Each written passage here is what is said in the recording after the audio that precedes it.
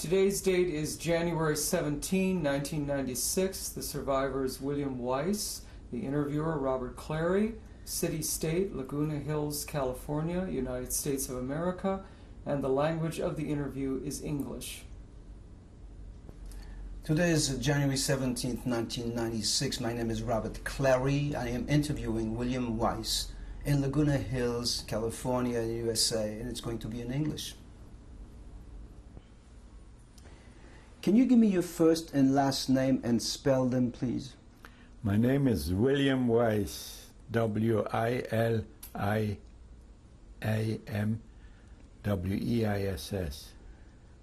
Where were you born? I was born in Lvov. Lvov was... Lvov where? Poland. Poland. It was the third largest city in Poland. And when were you born? I was born October the 27th in 1925. What do you remember about Lvov and with your family? Tell me about it. Yeah, Lvov was a very large city, not according to the American way, because in the United States all our cities are almost 1 million people, where the population of Lvov was 390,000. Were they mostly Jewish? And the population of Jews was 1/3 of the population was Jewish, which was about before 1939, before the war broke out. There was about 135,000, and the rest of them were Ukrainian and Polish. Do you remember your grandparents on both sides of the family? Well, I couldn't say very much about my grandparents. I have my father's father, I remember, because I used to go on vacation. What was his name? I used to go for 2 weeks. His name was Daniel. And Daniel Weiss? Daniel Weiss. And his wife was, but she was blind, so you couldn't see her very much. Well, they lived there about in a suburb of Lvov, which was exactly 18 kilometers from Lvov. The name was Kulikov. When you say you couldn't see her very much, what do you mean by that? Because over there where you lived, you know, they had a little cottage, so to say, and she was always staying in one room and one in the bedroom, and they had a little closed window, and you could hardly see the light in the window. And do you remember seeing her? I remember seeing her, but I was young at that time, and to be honest with you, I was afraid of a blind person. You know, I seen her blind, and I didn't know what was wrong with her. What did your grandfather do?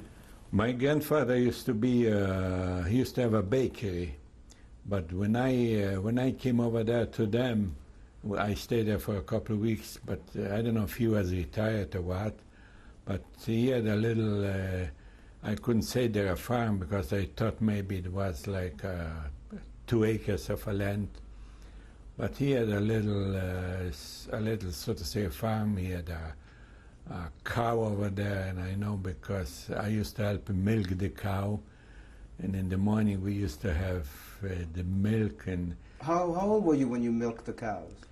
I must have been maybe 10 years old, or maybe even less. But I had 2 sisters, and my sisters never went with me to my grandfather because they always wanted to stay home. As a matter of fact, when I used to go to my grandfather, he used to pick me up with a horse and buggy. There were no buses at that time. And there was 18 kilometers, which was about 12 miles, I think. It used to take us 4 hours by horse and buggy to go to the city there. It wasn't a city, it was just a little town. And with him lived also his daughter, which was my aunt and uncle, and they had a little, they used to call it a galanterie store, which was... A what store? Galanterie. A gallantry? Like haberdashery, so to say. No, well, no, it wasn't a haberdashery, it was a general store. You went over there, you could buy anything over there except food. Do you remember them? I remember them. I remember them. What were the names? His name was Elias Mentz, and my aunt, her name was Sarah. I remember them very good because that was my biggest thing. When I went over there, I used to help him sell in the store. They used to come in some farmers, and they used to buy little things, and they always used to barter with me over there. So you love being a salesman? I love being a salesman. Did your father have a lot of brothers and sisters? My father had 2 brothers and 4 sisters. But he was my grandfather, that was his second wife. And my father was from one wife. And the blind woman was his second wife? His second wife. And my father was and one sister. They were from one wife. From the first wife? From the first wife. And the others were from the second wife. What was your father's name? My father's name was David. And my father had, in Lvov, we had quite a large business. It's the same thing like in here, a large business, you would think about big department stores. And over there in Lvov, if you had a business, and I wouldn't know how to tell you exactly, just like a small business. It was a store? A store. It was a store with all for military. In other words, he used to furnish all the uniforms and all the I wouldn't know how to say it in English. For the Polish army? For the Polish army. And we used to send it out. And the main thing were caps and belts and not shoes, but they used to have, instead of socks, they used to have, I don't know how you call it, they were just big pieces of cloth, like a yard square, you know, and instead of socks. Did they roll them? They roll them up and then they put the boots on. And we used to sell them. And as a matter of fact, my father had quite a large place where we used to sell them all over Poland, to all the other cities. When did he meet your mother? When did he meet your mother, your father? When did he meet you? I wouldn't know. This I wouldn't know. They never told you? They never told me. See, by us, in the family, you know, it wasn't like a family here in the United States. There was, the father had to say whatever he wanted, and the mother had to listen to you, and the kids just had to look at your father. There was no such a thing like your father was your pal. Whatever he said, it was done, and mostly you were always afraid of you. Was he strict with all of you? Very strict. My father was very strict. But in Poland, my father was quite, at his time, he was quite educated, because to have a business like him and to send out to all the different parts of Poland, it was quite an accomplishment. Would you say he was well off? We were we were pretty much well off, you know. Was your mother a housewife? My mother was a housewife. What was her name? Frida, or Fremet. And by us, my father used to live in Austria a lot of times. And I don't know if they met in Austria or if they met in Lvov, but my father was actually born in 1903. He was a young man. And to me, he was an old man, because if we seen anybody that had children, to us they were all old people. And here, a man that he came up, he was gassed.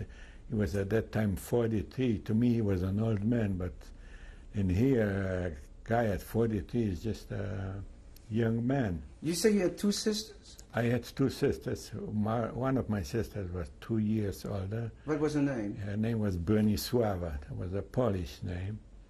And my younger sister, she was at the time either 6 or 7. I don't remember exactly. I think 6. Her name was Salomea. And my sister went to and here it's a high school over there. Which sister was that? The oldest one? The oldest sister. we used to go to 7 years to a public school, and then whoever could afford it went, and here you would call it high school, and in Europe we called it gymnasium. And it was very expensive to go to gymnasium. It was not public. You used to pay, I think, if I'm not mistaken, it was like $40 a month, 40 zlotys. 40 zlotys a month, you could feed a whole family of 5 people for 40 zlotys. Not everybody could afford it. And you didn't get any stipendiums, or you couldn't get from the government anything paid, especially if you were Jewish. There was always a quota in the schools. And now, I was an advanced student, and usually from the 7th grade, if you finished 7th grade, you could go to high school or gymnasium. But I finished mine in the 6th grade. And since I was a good student, I went to a gymnasium in Lemberg. I think it was the number, everybody used to wear a blue uniform and used to have I don't know, it's a blue number on the... A blue number? On the sleeve, you know. That's how they would recognize you? No, at the high school. The high school number? Every high school had a number. Like here you had a PS, public school number so-and-so. And when you used to go to a gymnasium, you had... My number, the school number was 200. As a matter of fact, I was the only Jew over there in the whole gymnasium over there. It was very hard to get in there, but my father, he had a lot of... he used to sell all to the military, and so you had a pool? He had a big pool over there, and so they took me in over there. How did you feel being the only Jew in that school?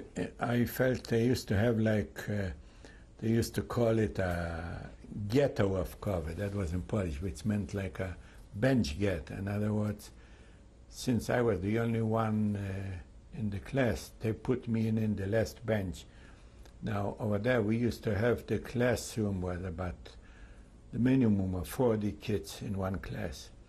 And we used to have benches. There were like, at each bench were six pupils sitting there. And there was 4 or 5 rows.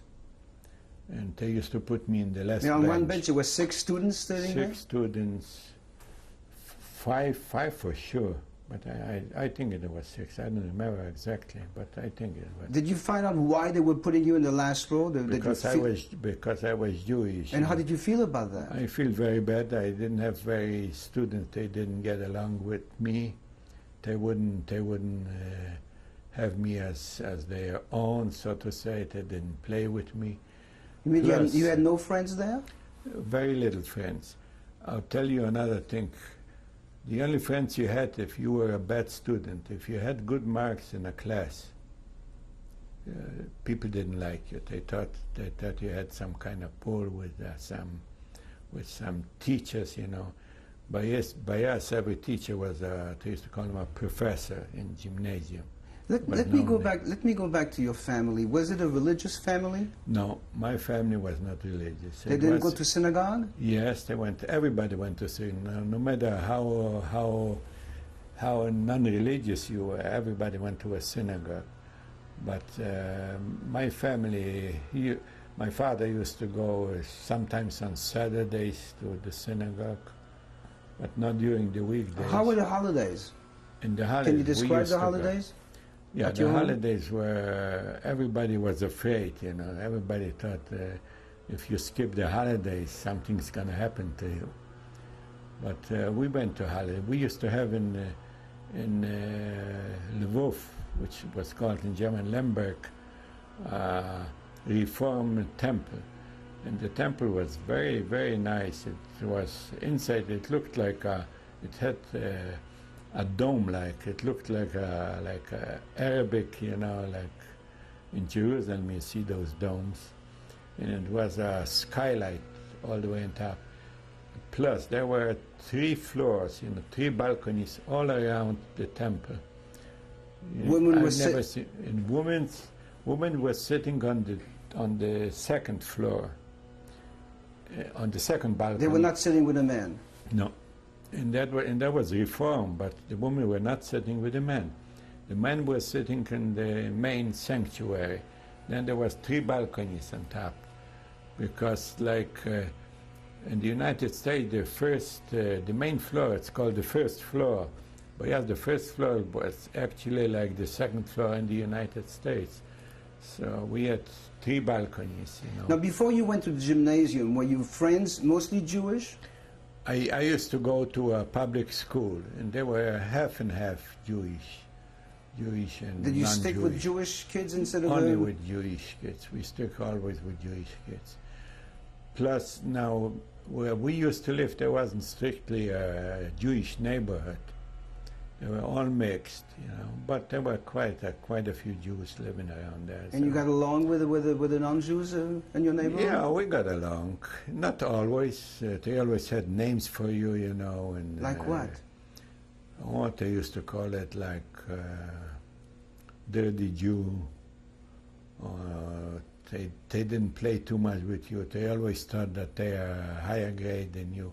Now, we used to have, for instance, parks, and some of them parks you couldn't go.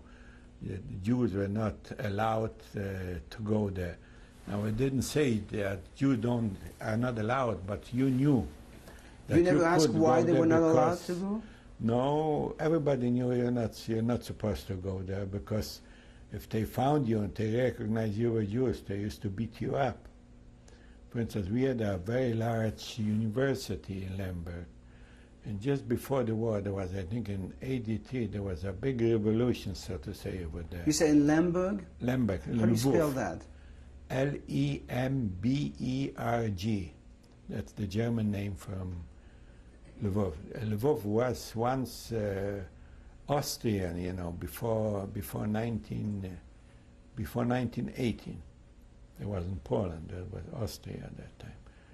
Lvov is in the southern part of Poland. Lvov is in a east southern part that used to belong to Hungary and Austria under Kaiser Wilhelm, Franz Josef. What kind of language did you speak at home? At home, Polish, and my father and my mother used to speak German, and they spoke Jewish and Polish. But I spoke Polish, mostly Polish, but Jewish also. Plus in school we learned also part-time Hebrew language.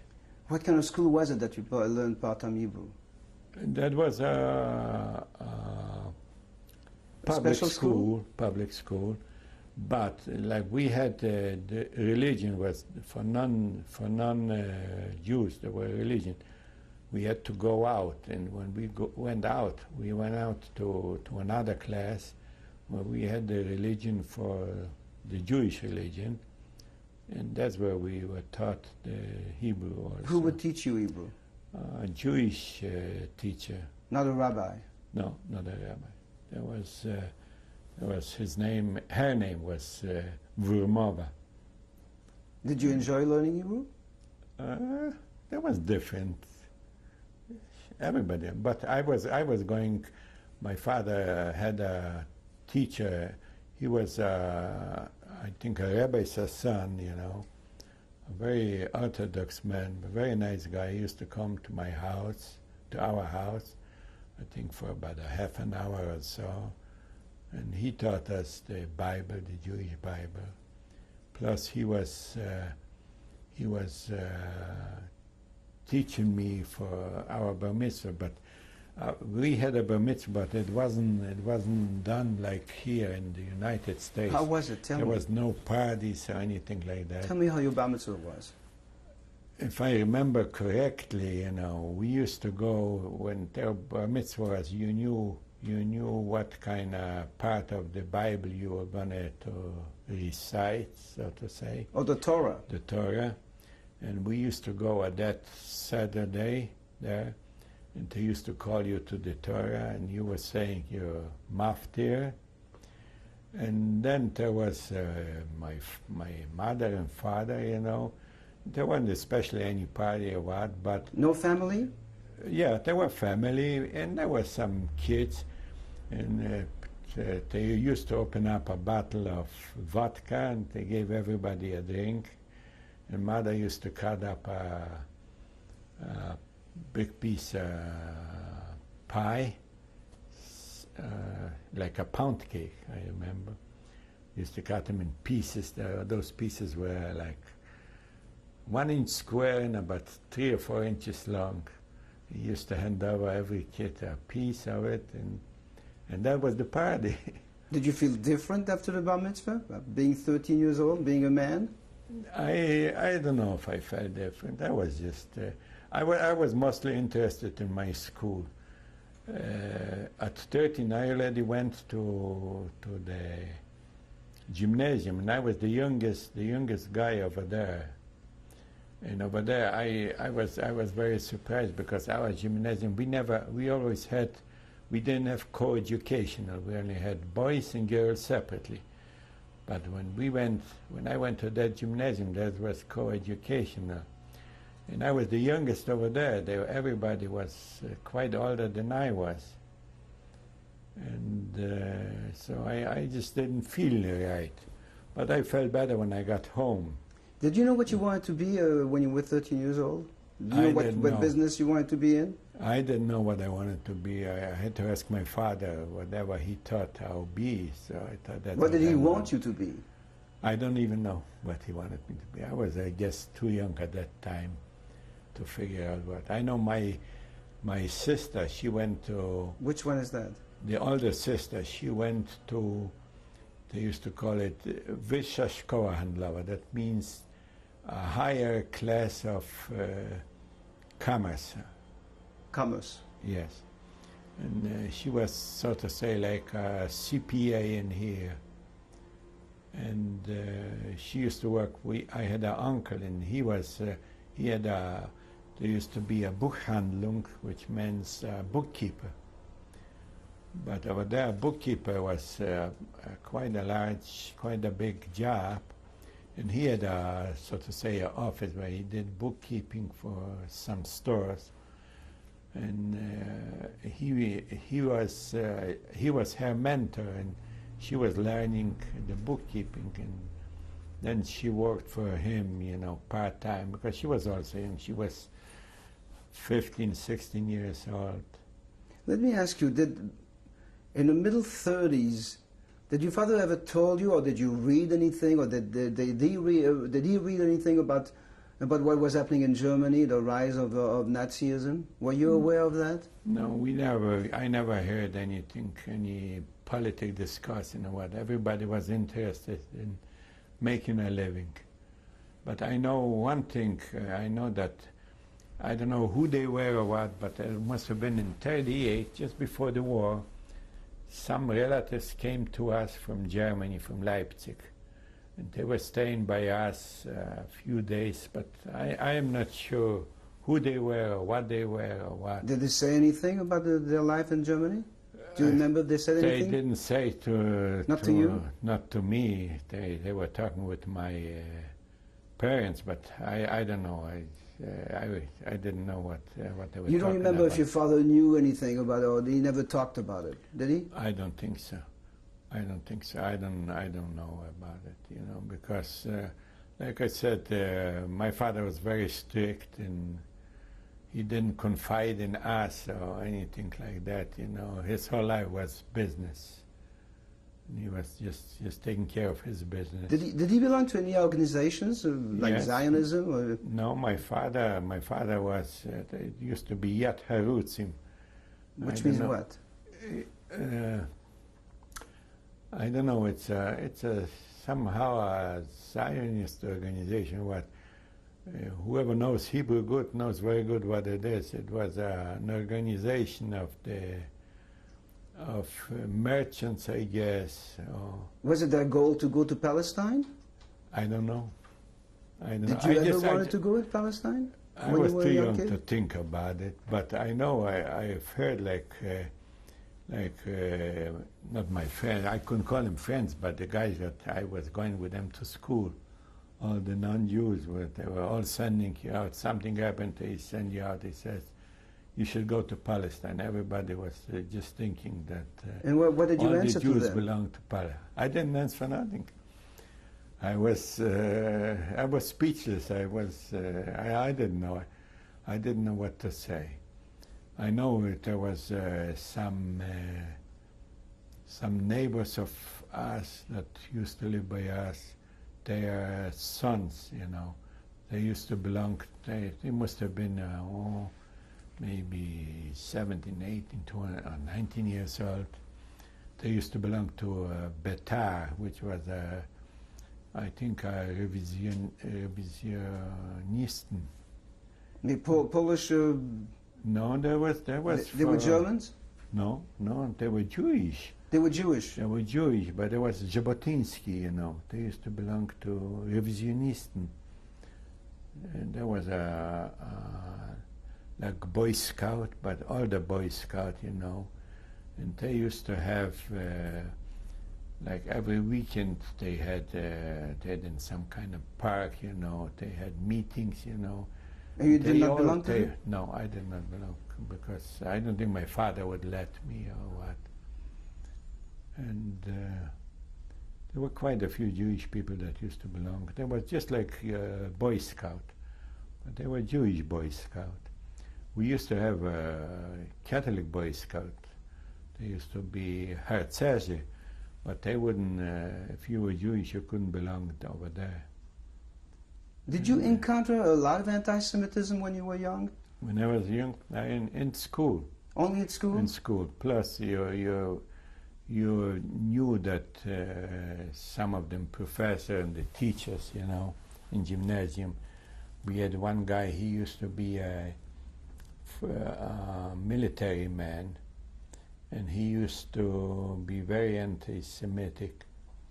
Plus now, for instance, I know that my father had a store in a very nice neighborhood, but he had to put down in his window that sklep chrześcijański, which means a Christian store. In other words, the Polish, we used to cater all to the Polish officers and higher ranked. You mean Jews could not buy in your store? No, Jewish. There were we didn't have any Jewish customers because all the military were all Polish. We catered all to the Polish officers. And we used to have a newspaper, used to go out. They used to call them endets, which means ND, which means National Demokratie. It was like a Nazi party, exactly. And they used to give out a newspaper, like they used to have a Völkische Beobachter by the Germans, or the Stürmer. And this was a paper, and it was all anti-Semitic paper, and they were even saying that they were writing about our store, about my father, and they claimed, how come that Polish officers have to wear Jewish hats or Jewish belts or Jewish shirts, and they didn't want my father to deliver the stuff for the.